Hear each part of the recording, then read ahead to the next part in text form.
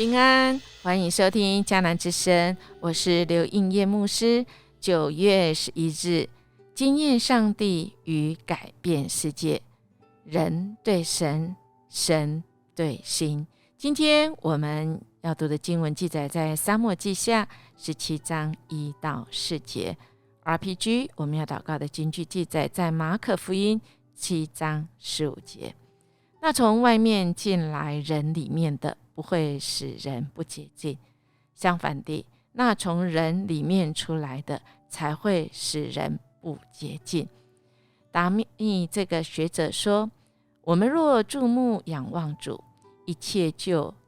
都变得简单了，不止道路看得分明，我们做事的动机也必不致疑惑。我们今天的经文来到亚西多弗，他投靠押沙龙，背叛大卫之后，他进一步怎么样子献出他的这个好的主意，因为他实在是一个足智多谋，他对事情的掌握、局势判断非常的精准。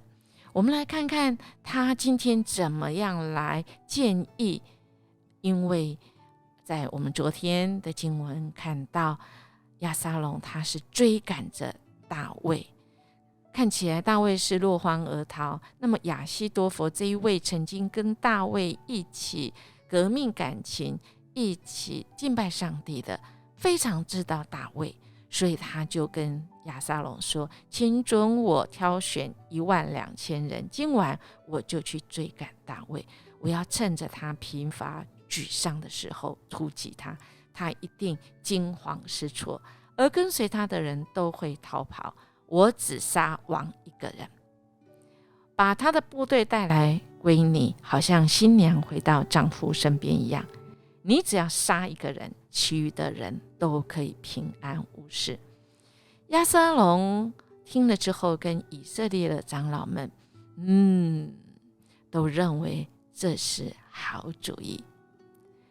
亲爱的弟兄姐妹，你听了之后，你觉得这是好主意吗？好主意有2种。好主意的意思是说，这个打的这个主意，从心里亚西多弗所判断人所判断出来的这个主意呀，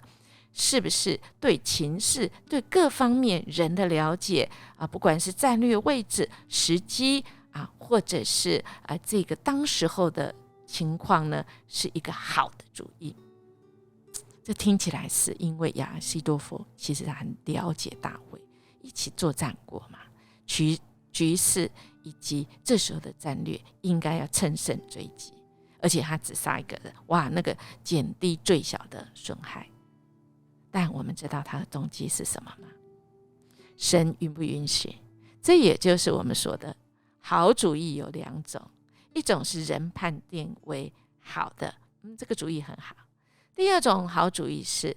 这位主掌握整个宇宙历史的这位主，他的旨意为何？主的旨意一定是好的。所以亲爱的弟兄姐妹，我们知道吗？我们所做的，人可以做的好像很尽善尽美，很精准，问题就在是不是合神的主意呢？主的心意，主的旨意，符合主的心意，主的旨意才会是好的。我们现在是不是正在做决定？就像押沙龙跟亚西多弗，神看我们的心哦，